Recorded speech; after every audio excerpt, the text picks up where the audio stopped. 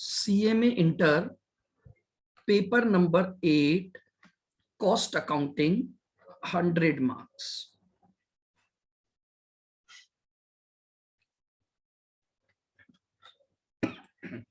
देखिएगा, सबसे पहले अगर हम बात करें टॉपिक कंटेंट पर, तो देखिएगा हमारा ये जो सिलेबस है ये 3 यूनिट में डिवाइडेड है।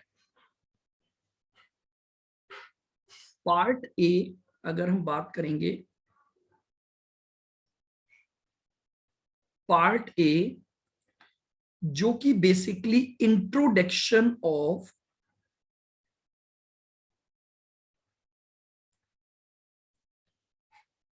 कॉस्ट अकाउंटिंग है।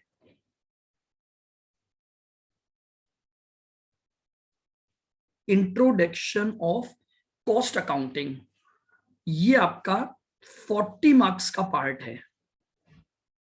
ठीक है, अब इस इंट्रोडक्शन में हम क्या सीखने वाले हैं, देखिएगा। देखिए, इंट्रोडक्शन का मतलब है सबसे पहले तो आप ये सीखोगे कि बेसिकली कॉस्टिंग होता क्या है। अब देखिएगा, इंट्रोडक्शन की अगर मैं बात करूं तो सबसे पहले हम सीखेंगे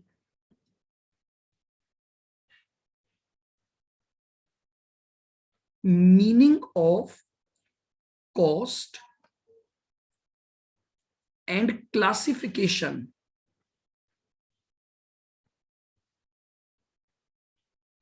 and classification of cost. Cost होती क्या है और कॉस्ट कितने तरह की होती है, ये 2 चीजें हम यहां पर सीखेंगे। उसके बाद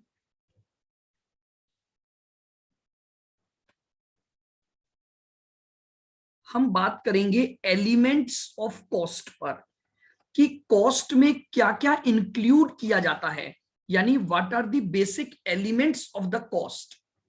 ठीक है, तो अगर हम कॉस्ट के एलिमेंट पर बात करते हैं तो 3 बेसिक एलिमेंट होते हैं कॉस्ट के। आप जब कोई भी प्रोडक्ट बनाते हैं या कोई भी सर्विसेज प्रोवाइड करते हैं तो आपकी कॉस्ट आती है। उस कॉस्ट की कैटेगरी, उसके एलिमेंट क्या हैं? मटेरियल कॉस्ट, उसके बाद हमारे पास आती है लेबर कॉस्ट, और उसके बाद हमारे पास आते हैं ओवरहेड्स या एक्सपेंसेस जिन्हें बोला जाता है। तो बेसिकली हम इसमें एलिमेंट ऑफ कॉस्ट में मटेरियल के रेस्पेक्ट में बातें करेंगे, लेबर की कॉस्ट के रेस्पेक्ट में कि लेबर को कैसे कैसे कितना कितना पेमेंट किया जाएगा, लेबर अच्छा काम करेगी तो बोनस दिया जाएगा, लेबर अगर हमारे लिए एडवर्स सिचुएशन लाएगी तो हम उससे पेनल्टी चार्ज करेंगे। एंड देन ओवरहेड्स कितने तरह के होते हैं और कौन कौन से ओवरहेड्स लगते हैं उस प्रोडक्ट को बनाने में। फिर उसके बाद जब हम ये एलिमेंट पढ़ लेंगे तो हमारे पास कुछ कॉस्ट अकाउंटिंग स्टैंडर्ड्स होंगे।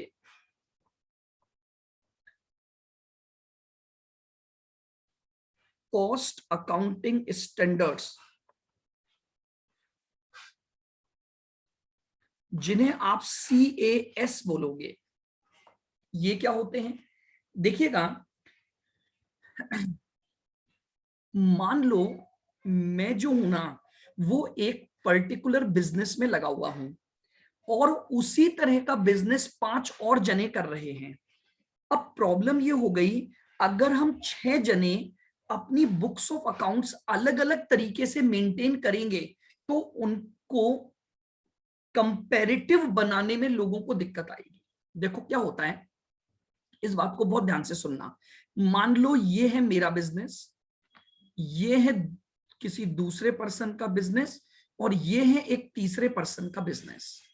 ठीक है, मैंने अपने कॉस्ट रिकॉर्ड्स मेंटेन किए, इन्होंने अपने कॉस्ट रिकॉर्ड्स मेंटेन किए, और इन्होंने भी अपने कॉस्ट रिकॉर्ड्स मेंटेन किए।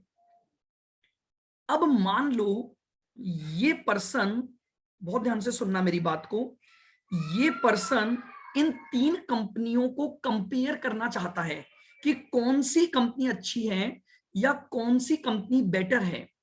तो अब अगर ये तीनों एक सिमिलर अकाउंटिंग फॉलो करेंगे तो ही ये पर्सन इनको कंपेयर कर पाएगा। तो बेसिकली ये कॉस्ट अकाउंटिंग स्टैंडर्ड क्या बताते हैं कि जब आप तीन एक पर्टिकुलर इंडस्ट्री से बिलोंग कर रहे हैं तो आपकी अकाउंटिंग का मेथड भी सिमिलर होना चाहिए, ताकि कोई भी पर्सन जो इन कंपनियों को इवेल्युएट करना चाहता है वो इनको कंपेरेबल बना सके। तो यहां पर हम उन अकाउंटिंग स्टैंडर्ड्स के बारे में सीखेंगे कि आपकी अकाउंटिंग किन बातों को ध्यान में रखते हुए करनी चाहिए। ठीक है, सिंपली अब हम केवल कोर्स डिस्कस कर रहे हैं, जब हम आगे चलेंगे तो हर एक टॉपिक को हम डिटेल में बात करेंगे। बोलिए, क्लियर है? कंपेयर करने के लिए कॉस्ट शीट बनाना पड़ेगा? हाँ, कॉस्ट शीट बनाने का भी एक फॉर्मेट होगा। ठीक है, और कॉस्ट शीट नहीं, जैसे मान लो फॉर एग्जांपल मैं आपको एक चीज बताता हूं। मान लो फॉर एग्जांपल कि हम है ना, ये तीनों कंस्ट्रक्शन वर्क की कंपनियां हैं। ठीक है, अब मुझे बताओ, अगर ये कंस्ट्रक्शन वर्क की कंपनी है, अब ये जो है ना, सुनना मेरी बात को बहुत ध्यान से, ये कैश बेसिस की अकाउंटिंग फॉलो कर रही है ए, और बी जो है वो एक्रूअल बेसिस की अकाउंटिंग फॉलो कर रही है। बताओ क्या इन दोनों को कंपेयर कर सकते हो क्या? नहीं सर। नहीं कर सकते। तो अब आप इनको कंपेरेबल बनाने के लिए ये जरूरी है ना कि दोनों की अकाउंटिंग एस्पेक्ट सिमिलर हो। Yes sir. बस वही बात ये अकाउंटिंग स्टैंडर्ड्स बताते हैं। ये बोलते हैं कि अगर आप इस एक्टिविटी में लगे हुए हो तो आपको अपने अकाउंट्स में किन किन चीजों को इंक्लूड करना पड़ेगा ताकि ये पर्सन डिसीजन ले पाए। मेरी बात आ रही है समझ में? और एग्जांपल देता हूं, जैसे मान लो फॉर एग्जांपल आप एक मैन्युफैक्चरिंग कंपनी हो, कंस्ट्रक्शन नहीं हो, तो मैन्युफैक्चरिंग कंपनी के पास ईयर एंड पर कुछ ना कुछ अनसोल्ड स्टॉक बचता है कि नहीं बचता? ऐसा जरूरी नहीं है कि आपने जितना गुड्स बनाया वो पूरा का पूरा सेल हो गया होगा, तो मे बी पॉसिबल कि आपके पास कुछ क्या बचे, अनसोल्ड स्टॉक बचे। अब ये जो है ना, अपने स्टॉक के लिए फीफो मेथड फॉलो करता है। सुना है कभी फीफो मेथड का नाम? First in first out. First in first out, इनको हम डिटेल में बात करेंगे। ये लीफो मेथड फॉलो करता है। आप बताओ क्या दोनों सिमिलर अकाउंटिंग फॉलो कर रहे हैं क्या? सर नहीं। नहीं कर रहे ना, ये अलग मेथड फॉलो कर रहा है, ये अलग। तो बताओ ये पर्सन तो कंफ्यूज हो जाएगा ना कि यार कौन सा अच्छा है। समझ में आ रही है मेरी बात? बताइए। मैं केवल ये कहना चाह रहा हूं कि आप जब बुक्स को मेंटेन करोगे तो आपको एक स्टैंडर्ड फॉर्मेट फॉलो करना पड़ेगा which is given by the cost accounting standard. जब आप अपनी अकाउंटिंग इन्हीं स्टैंडर्ड के अकॉर्डिंग करोगे तो इसका भी और इसका भी सेम प्रोसेस फॉलो होगा। तो कोई भी व्यक्ति इन दोनों कंपनियों को क्या कर सकता है, कंपेयर कर सकता है। बोलो क्लियर बिल्कुल यहां तक? आइए, और इस पार्ट में हम एक और चैप्टर करेंगे जिसको हम कहते हैं कॉस्ट बुक कीपिंग।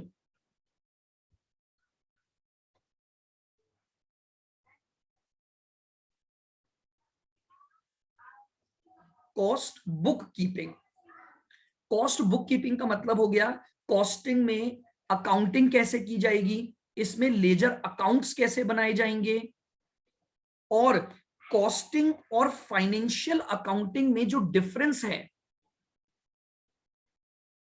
हाँ आर्ची, बिल्कुल आप सही बोल रहे हो, डेप्रीसिएशन सेम रखना पड़ेगा।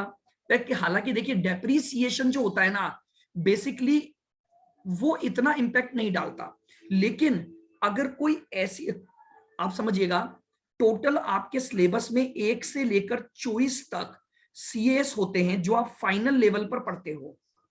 यहां इंटर लेवल पर आप इसमें से केवल 3 या 4 पढ़ोगे और बाकी कुछ का केवल नाम होगा। तो हमें केवल यहां पर जो पढ़ने हैं वो कुछ बेसिक एस्पेक्ट को लेकर पढ़ने हैं बस। टोटल 24 कॉस्ट अकाउंटिंग स्टैंडर्ड्स आपके इंस्टीट्यूट ने इशू कर रखे हैं। तो आपके 40 नंबर में ये कुल मिलाकर 5 से 6 चैप्टर आते हैं। पहला इंट्रोडक्शन ऑफ कॉस्ट, एलिमेंट में 3 अलग अलग चैप्टर हैं, मटेरियल की कॉस्ट से रिलेटेड बातें, एम्प्लॉय या लेबर की कॉस्ट से रिलेटेड बातें और overheads, then cost accounting standards and then cost bookkeeping. तो मैं कॉस्ट बुक कीपिंग बता रहा था।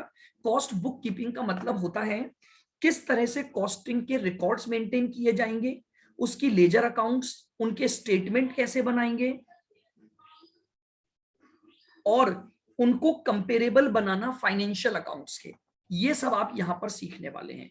तो 40 मार्क्स की आपकी ये फर्स्ट यूनिट है, फर्स्ट सिलेबस का कंटेंट है आपका। आइएगा आगे बढ़ता हूं। Part B,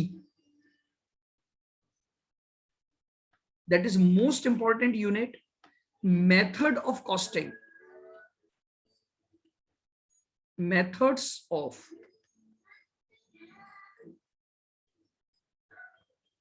costing, 30 marks, 30 number का वेटेज है।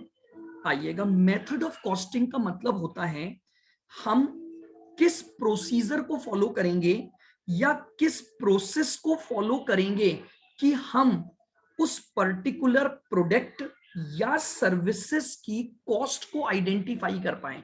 मेथड ऑफ कॉस्टिंग यानी जैसे फॉर एग्जांपल जो लोग किसी प्रकार के जॉब कर वर्क कर रहे हैं उनके लिए जॉब कॉस्टिंग यूज की जाएगी। ये मैंने पिछली क्लास में डिस्कस किया था। जॉब वर्क जैसे मैंने क्या किया, वो जो माधवी बहन है हमारी, हाँ तारक मेहता की जो माधवी बहन है, उनको मैंने अचार और पापड़ बनाने का कोई कॉन्ट्रैक्ट किया कि भैया मुझे 5 किलो अचार दे देना माधवी जी और मुझे 10 किलो पापड़ दे देना।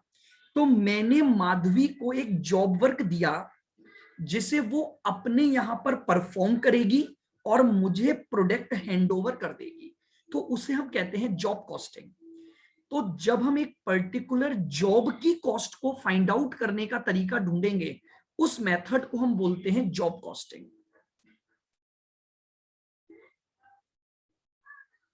बैच कॉस्टिंग, इसका भी मैंने लास्ट क्लास में एग्जांपल दिया था, ब्रिक्स।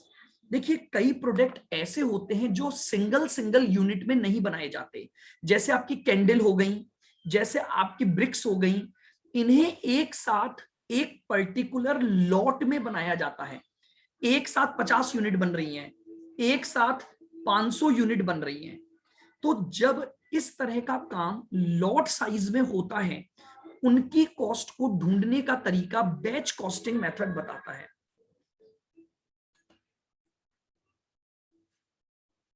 एसी देखो जनरली पर यूनिट पर अवेलेबल होता है आर्ची, और हाँ लेकिन हाँ देखिए आप क्या होता है मैं बताऊं, एसी को आप पर यूनिट पर ले सकते हो बट जो ब्रिक्स होती हैं वो पर यूनिट कभी नहीं बनती। एसी सिंगल यूनिट है अपने आप में, ठीक है ना। लेकिन जैसे कैंडल है, कैंडल कभी भी एक एक करके नहीं बनेंगी, एक साथ कई सारी कैंडल्स बनती हैं आपकी।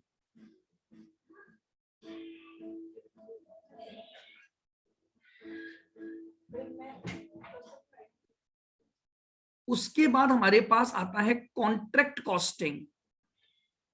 आइएगा, कॉन्ट्रैक्ट कॉस्टिंग बेसिकली बताता है कंस्ट्रक्शन ऑफ असेट्स के कॉन्ट्रैक्ट। मैंने कोई बिल्डिंग बनवाई, मैंने एक ब्रिज बनवाया, तो जब आप कोई भी कंस्ट्रक्शन ऑफ एन असेट की बात करते हैं तो उसके लिए हम जो कॉस्ट अकाउंटिंग मेथड फॉलो करते हैं उसे हम कहते हैं कॉन्ट्रैक्ट कॉस्टिंग।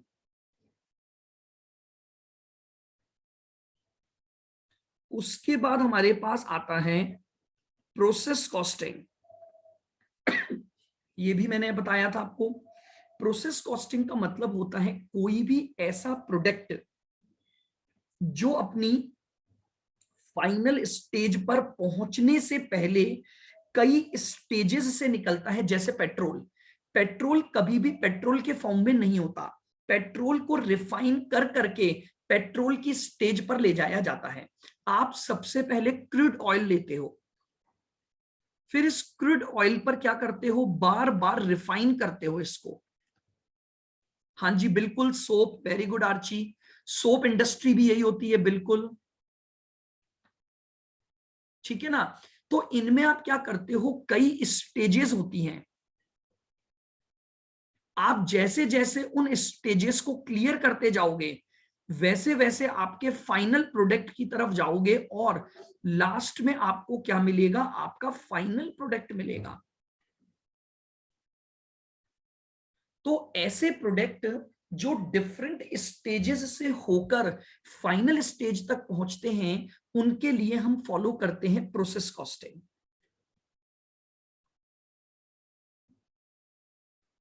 और उसके बाद है सर्विस कॉस्टिंग।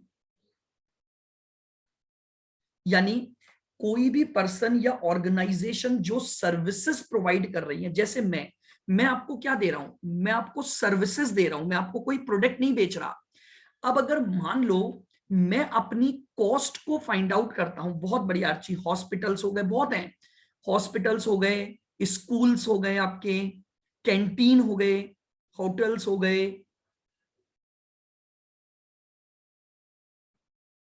जो डिफरेंट डिफरेंट तरह की सर्विसेज, हाँ बिल्कुल, रेलवे हो गया, बस कंपनियां हो गई, ट्रांसपोर्ट कंपनियां हो गई, जो भी ऑर्गेनाइजेशन आपको सर्विसेज प्रोवाइड करने में लगी हुई है, उसकी कॉस्ट को फाइंड आउट करने का तरीका हम यहां सीखते हैं। तो बेसिकली मेथड ऑफ कॉस्टिंग में हम ये 5 मेथड सीखेंगे, ठीक है। यहां सर्विस कॉस्टिंग में इंटर लेवल पर केवल 3 सर्विसेज को इंक्लूड किया गया है। ट्रांसपोर्ट सर्विस को, होटल सर्विस को,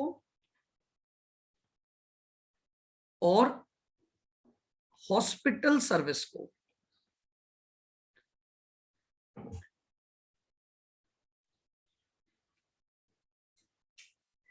बिल्कुल हर्षित, जो जो प्रोसेस में आएंगी, देखो मैंने आपको ये पिछली क्लास में भी बताया था कि प्रोसेस का मतलब है हर एक स्टेज पर एक प्रोडक्ट बनकर तैयार होगा, और फिर वो रिफाइन या आगे जाएगा अगली स्टेज में प्रोसेस के लिए। जितनी भी इंडस्ट्री इस रूल को फॉलो करेंगी, सब पर आपकी प्रोसेस कॉस्टिंग अप्लाई होगी। बहुत सारी इंडस्ट्रीज हैं जो इन तरह के इसको यूज, देखो मैं आपको बताऊं, ये स्पेसिफिक है, समझना, कंस्ट्रक्शन वर्क,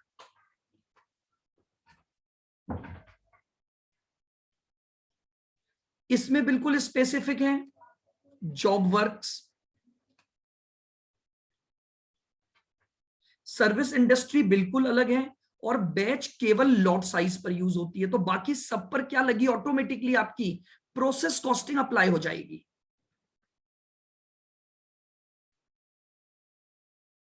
नहीं, बस आपके पास यही मेथड है, ये 5 कॉस्टिंग मेथड आपको पढ़ने हैं। Job costing, batch costing, contract, इन्हीं में कवर होती है आपकी। These all are the methods of costing. हर प्रोडक्ट इन्हीं में कहीं ना कहीं आएगा। जो भी प्रोडक्ट मैन्युफैक्चर किए जाते हैं, जो भी सर्विसेज प्रोवाइड होती हैं, वो इसी में आपकी क्या हो जाएंगी, कवर होंगी। चलिएगा आगे बढ़े, लिख लिया आपने सभी ने? हाँ, हम आराम से हर एक को डिटेल में डिस्कस करेंगे, आप टेंशन मत लो, बिल्कुल हर एक चैप्टर को हम तरीके से विद कॉन्सेप्ट कि भैया ये चैप्टर क्यों आया, क्या रीजन था, कैसे इसमें अकाउंटिंग होगी, एंड सो ऑन। बहुत इंटरेस्टिंग है और बहुत मजा आएगा आपको ये सब्जेक्ट पढ़ने में। Part 3, cost accounting techniques.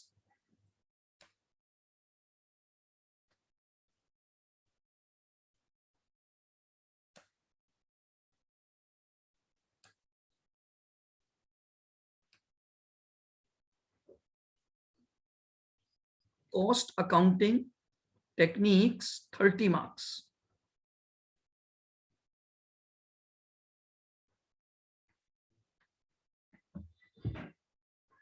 केवल इसका बेसिक है आपके यहाँ पर इंटर में, क्योंकि आप ये चीज फाइनल में दोबारा पढ़ते हो, तो केवल यहां पर आप इन टेक्निक्स का केवल बेसिक्स नॉलेज लोगे। इसकी एडवांस्ड नॉलेज आप लोग फाइनल लेवल पर जाकर पढ़ते हो।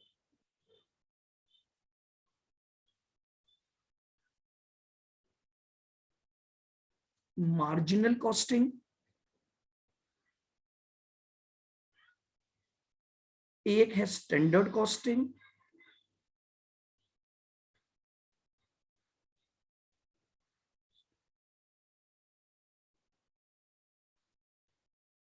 और एक है हमारा बजट्स।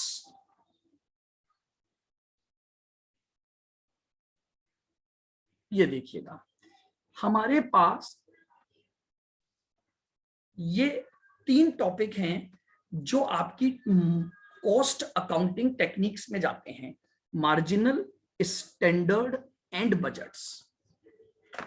इन पर चर्चा मैं इसी पार्ट में करूंगा। ये क्या होता है, हालांकि मार्जिनल कॉस्ट आप लोगों ने इकोनॉमिक्स में पढ़ा हुआ है, ध्यान है आप लोगों को, बताइए मुझे what is marginal cost. Value होता है sir, additional value per unit. बिल्कुल, मार्जिनल कॉस्ट होता है अगर हम अपने प्रोडक्शन को 1 यूनिट से इंक्रीज करेंगे तो उसकी वजह से कॉस्ट में क्या चेंज आएगा, increase in cost due to 1 additional unit of output, उस कॉस्ट को हम क्या बोलते हैं, मार्जिनल कॉस्ट बोलते हैं। तो यहां पर हम यही पढ़ेंगे कि इस टेक्निक का यूज कहां कहां किया जाता है, स्टैंडर्ड कॉस्टिंग कहां यूज होती है, बजट्स क्या होते हैं, बजट भी आप लोगों ने सुन रखा होगा, बार बार फरवरी के महीने में टीवी पर अखबारों में न्यूज आती है, आज बजट अनाउंस होने वाला है, आज बजट अनाउंस होने वाला है। तो budget is basically forecasting of the next period, हम नेक्स्ट पीरियड में क्या करने वाले हैं, इसका एक रूपरेखा, इसका एक फॉर्मेट तैयार करना ही क्या कहलाता है, बजट कहलाता है। तो ये जो कॉस्ट अकाउंटिंग टेक्निक्स है इसमें हम ये टॉपिक पढ़ेंगे। तो बताइए सिलेबस में कंटेंट आपको क्लियर है, बिल्कुल 3 पार्ट में हमारा ये टॉपिक चलेगा, method of costing, cost accounting का इंट्रोडक्शन और कॉस्ट अकाउंटिंग की कुछ एप्लीकेशंस टेक्निक। आइएगा अब हम आते हैं आपका थोड़ा सा पेपर पैटर्न पर, देखिएगा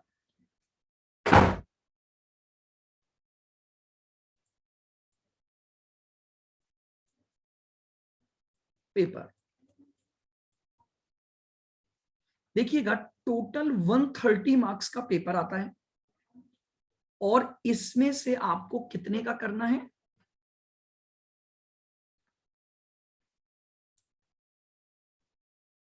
100 मार्क्स का पेपर करना होगा। अब देखिएगा since pattern has been changed कि अब आपके पेपर ऑनलाइन हो रहे हैं, ऑनलाइन मोड, तो ऑनलाइन मोड पर आपका रीसेंट पेपर पैटर्न क्या चल रहा है मैं उस पर बात करता हूं। हालांकि देखिए institute can issue different pattern in your attempt also, paper pattern change किया जा सकता है लेकिन इंस्टीट्यूट बताएगा। तो अभी एट प्रेजेंट जो ऑनलाइन मोड पेपर चल रहा है वो कैसा चल रहा है सुनना, आपके पास सबसे पहला जो क्वेश्चन होगा वो मल्टीपल चॉइस क्वेश्चन होंगे, multiple choice questions,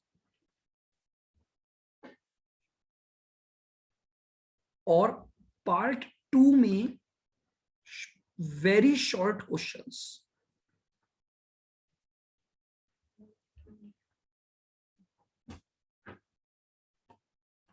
very short questions का मतलब क्या हो गया, जैसे इसमें आपके पास ट्रू फॉल्स आ सकता है, इसमें आपके पास फिल इन दी ब्लैंक्स आ सकते हैं, इसमें आपके पास मैच द फॉलोइंग आ सकता है, और इसमें आपके पास कुछ छोटे मोटे क्वेश्चन भी आ सकते हैं कैलकुलेटिव। हाँ जी, एमसीक्यूज, एमसीक्यूज में भी एक तो मल्टीपल चॉइस होता है और एक आपके फिल इन द ब्लैंक्स वगैरह होते हैं। One word, very good Harshit, not even one word, आपके पास एक पूरा सेंटेंस या कोई छोटा मोटा प्रैक्टिकल कैलकुलेशन का क्वेश्चन हो सकता है, ठीक है। तो ये मिलाकर आपका अप्रोक्स 40 मार्क्स का पेपर बनेगा, ये आपका 40 मार्क्स का पेपर बनेगा, जिसके लिए अब एक टाइम लिमिट दी जाएगी। उसके बाद आप इस पार्ट को वापस नहीं कर सकते। अभी तक तो क्या होता था, जैसे आपको जो आता है वो करोगे आप, जरूरी नहीं है कि आप सबसे पहले मल्टीपल चॉइस या वेरी शॉर्ट स्टार्ट करो। बट अब एक समस्या हमारे इंस्टीट्यूट ने इस ऑनलाइन मोड पर कर दी है।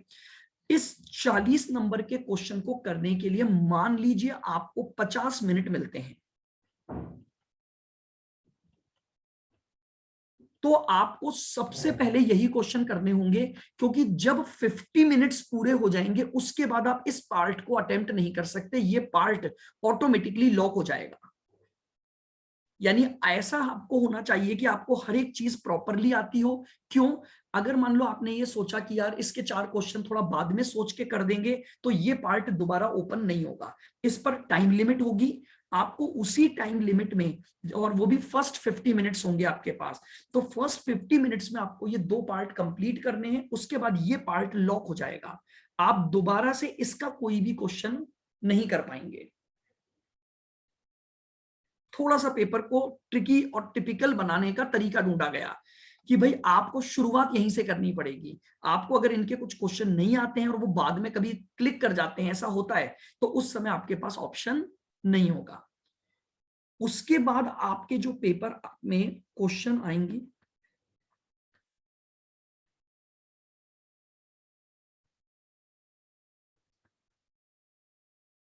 प्रैक्टिकल और थ्योरी, ये आपको टाइप करना पड़ेगा पूरा।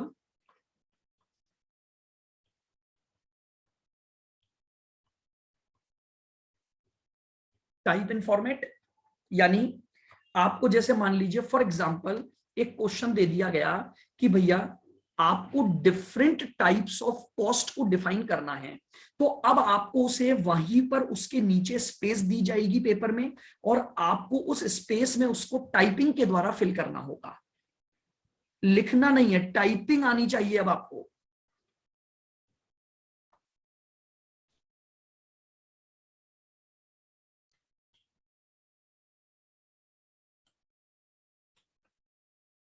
हाँ जी, कुछ नेटवर्क इशू आ गया था।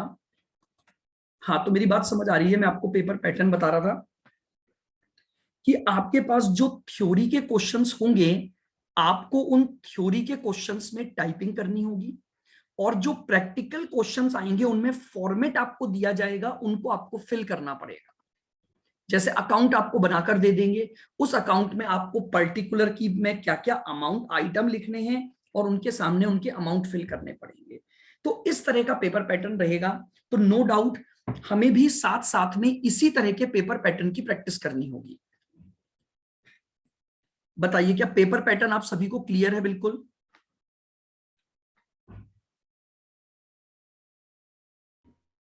Yes sir. मैं वापस से एक बार बता देता हूं।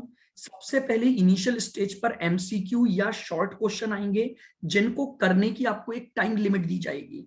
आफ्टर दैट आगे का जो सब्जेक्टिव पेपर होगा वो 2 तरह से डिवाइड होगा। एक आपका थ्योरी होगी, जिसमें आपको पूरा टाइपिंग करनी पड़ेगी, और दूसरा जो आपके पास होंगे वो प्रैक्टिकल क्वेश्चंस होंगे, जिनमें आपको फॉर्मेट दिए जाएंगे और आपको उन फॉर्मेट को क्या करना पड़ेगा? फिल करना पड़ेगा। इस तरह से हमारे पास ये आपका पूरा पेपर पैटर्न होगा। नाउ अब देखिएगा, हमने सिलेबस कंटेंट को डिस्कस कर लिया, हमने पेपर पैटर्न को डिस्कस कर लिया। अब हमें क्या करना है, एक एक करके हमें हर चैप्टर को कॉन्सेप्चुअली लेना है, और उसके साथ साथ हमें उसको पूरा प्रैक्टिकल एस्पेक्ट में कवर करना है। तो देखिएगा, सबसे पहले हम बात जो करेंगे, सबसे इंटरेस्टिंग चैप्टर्स की तरफ हम चलेंगे, ताकि आपको क्लास में बोरियत महसूस ना हो। और we have to start part B, which is called methods of costing.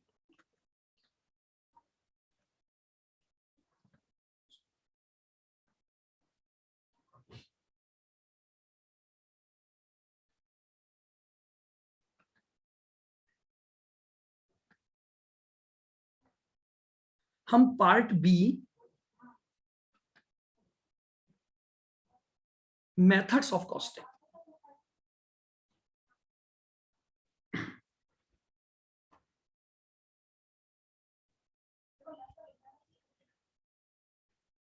सभी जने एक सेपरेट कॉपी रखेंगे सब्जेक्ट की, और अब हम स्टार्ट करेंगे कि what are the various methods. तो मेथड ऑफ कॉस्टिंग का मतलब होगा the way to calculate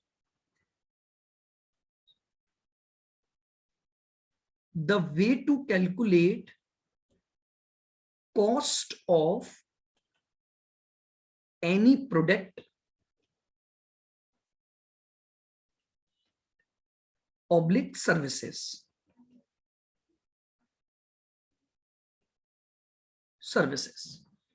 method of costing का बेसिक मतलब क्या होता है कि आप कॉस्ट कैलकुलेट करोगे किसी भी प्रोडक्ट का और किसी भी सर्विसेज, उसे हम बोलते हैं मेथड ऑफ कॉस्टिंग। क्लियर है? बिल्कुल लिखेंगे method of costing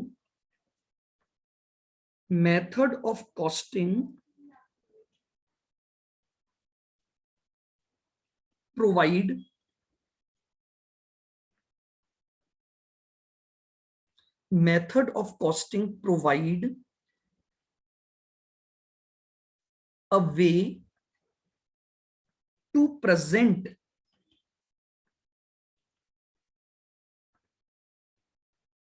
all cost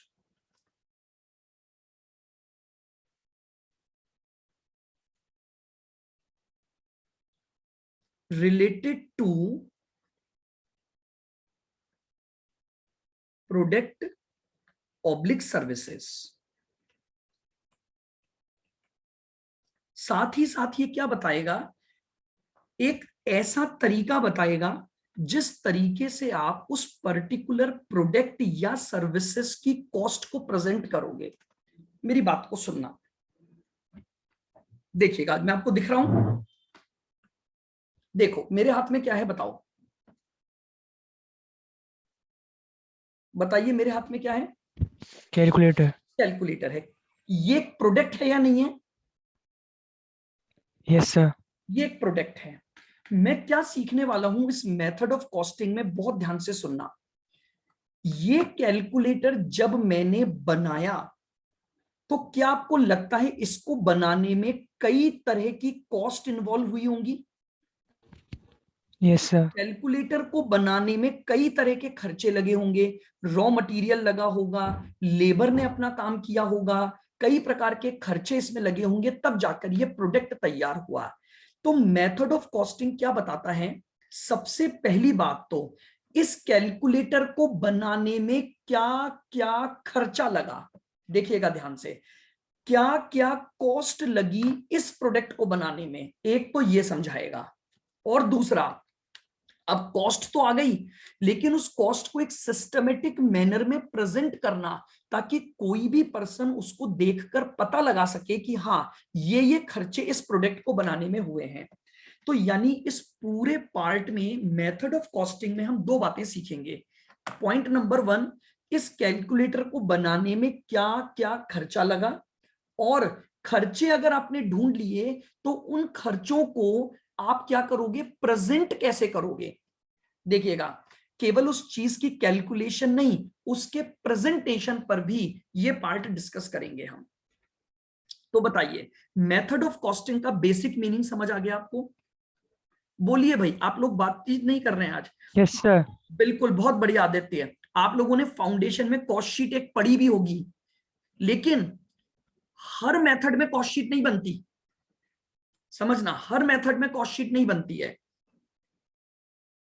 cost sheet in a different manner बनेगी, यानी एक similar format of cost sheet follow नहीं किया जाता है। हाँ, सबसे बेस्ट प्रेजेंटेशन का तरीका ही यही होता है, कॉस्ट शीट को प्रिपेयर करना। तो आइएगा, आज हम स्टार्ट करते हैं अपने एक एक पार्ट के मेथड ऑफ कॉस्टिंग को। अब सभी जने हेडिंग डालेंगे, चैप्टर 1,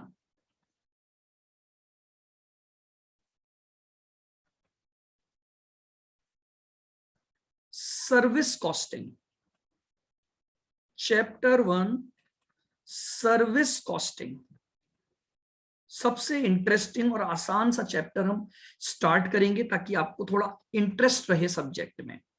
क्योंकि क्या होता है, अगर बोरियत आती है तो पढ़ा नहीं जाता हमसे, तो हम सबसे इंटरेस्टिंग ले रहे हैं और वो हमारा है chapter service costing.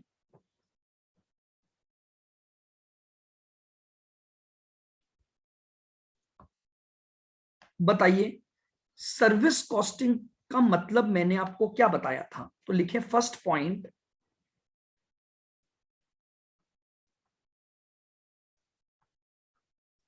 Service costing is a method of costing, is a method of costing। Underline कर देना मेथड ऑफ कॉस्टिंग पर। अच्छा, एक चीज आज अपने दिमाग में बैठा लेना, मैं जब भी ये बोलता हूं कि ये particular topic method of costing है, तो इसका मतलब क्या हुआ, मेथड ऑफ कॉस्टिंग का मतलब होगा ये दो बातें बताएगा। एक, उस पर्टिकुलर सर्विसेज की में क्या क्या कॉस्ट लगेगी, और दूसरा उस कॉस्ट को प्रेजेंट कैसे किया जाएगा। यानी मैं आपको जितने भी मेथड ऑफ कॉस्टिंग की बात करूंगा उस हर बात में मैं दो बातें बताऊंगा। एक, इस पर्टिकुलर कॉस्टिंग में क्या क्या खर्चे लगे होंगे, कॉस्ट क्या क्या आएगी, कॉस्ट असर्टेनमेंट। हाँ जी बिल्कुल। और दूसरा क्या सीखेंगे हम, उसका प्रेजेंटेशन। क्लियर है बिल्कुल मेरी ये बात। हर मेथड ऑफ कॉस्टिंग में आप दो ही बातें सीखोगे। पहला, कॉस्ट की कैलकुलेशन, क्या क्या कॉस्ट लगती है, क्योंकि जानते हो सर्विस प्रोवाइड करने की, जैसे हॉस्पिटल है, हॉस्पिटल में कॉस्ट अलग लगेगी और एजुकेशन में अलग लगेगी। क्या ऐसा हो सकता है कि कल से आप लोग ऑफलाइन पढ़ने आओगे और मैंने वहां पर स्ट्रेचर लगा दिए, बेड लगा दिए कि आओ बच्चों आओ आज अपन स्ट्रेचर पर बैठकर कॉस्टिंग पढ़ेंगे, या भैया आपके लिए ये बेड लगे हुए हैं आप इन बेड का आनंद लो। बताओ क्या ऐसा होगा? No sir. या फिर ऐसा हो जाएगा, अरे भाई आप वहां पर पढ़ने आए, आपके लिए वहां पर ग्लूकोज की बोतलें तैयार हैं, बोले आओ आज आप सबके ग्लूकोज चढ़ाया जाएगा। क्यों? हमने तो भैया सर्विस प्रोवाइड कर रहे हैं तो हमने तो ग्लूकोज की बोतलें मंगवा ली। समझ रहे हो मेरी बात को? ऐसा नहीं होगा। अगर एक पर्टिकुलर टाइप ऑफ सर्विस की हम बात कर रहे हैं तो उस पर्टिकुलर टाइप ऑफ सर्विस की पर्टिकुलर कॉस्ट होगी, तो मुझे ये ढूंढना पड़ेगा कि इस सर्विस को देने में क्या क्या खर्चे होंगे। ठीक है, तो सर्विस कॉस्टिंग क्या है, हमारा मेथड ऑफ कॉस्टिंग है। बताइए क्लियर है मेरी ये बात?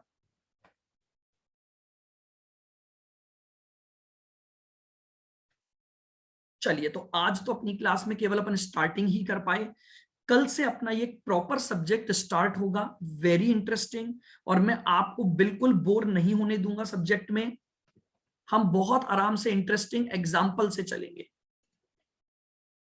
हाँ, एक बार फिर बता दूं, मैं सिंपल सी बात कर रहा हूं कि सर्विस कॉस्टिंग एक मेथड ऑफ कॉस्टिंग है। मैंने ये बोला कि जब भी मैं मेथड ऑफ कॉस्टिंग की बात करता हूं तो आपके दिमाग में दो बातें आनी चाहिए। एक, क्या क्या कॉस्ट लगेगी और उन कॉस्ट को प्रेजेंट कैसे करोगे, बस दो बातें। अब देखो, मैं ये कहना चाह रहा हूं, आप जिस तरह की सर्विस प्रोवाइड करोगे उसी तरह की कॉस्ट लगेगी या नहीं लगेगी। मान लो मैं आपको टीचिंग की सर्विस दे रहा हूं तो मेरी कॉस्ट अलग होगी। आप जब एक हॉस्पिटल में सर्विसेज लेने जाओगे तो कॉस्ट अलग होंगी, अलग आएंगी। जब आप एक होटल में सर्विसेज लेने जाओगे तो कॉस्ट अलग आएंगी। तो मैं ये बोलना चाह रहा हूं, आपको पर्टिकुलर सर्विस की अलग अलग कॉस्ट को ढूंढना आना चाहिए। बस उसी मेथड को हम बोलते हैं सर्विस कॉस्टिंग मेथड। बोलो क्लियर है बिल्कुल? बताइए भाई। Yes sir. ठीक है ना? तो अब हम कल से इसको बिल्कुल लिखेंगे, साथ साथ प्रैक्टिकल क्वेश्चन करेंगे, और अब हमारे पास एक proper way of subject start हो जाएगा, start with the service costing. आप एक सेपरेट कॉपी बनाएंगे अगर आपने नहीं बनाई है तो, ताकि हमारे पास सारी वर्किंग, सारे हम जितने भी एमसीक्यूज वगैरह जो भी हमारे पेपर पैटर्न का होगा सब आपका एक जगह पर रहना चाहिए। ठीक है, चलिए तो आज इसमें हम इतना ही करते हैं।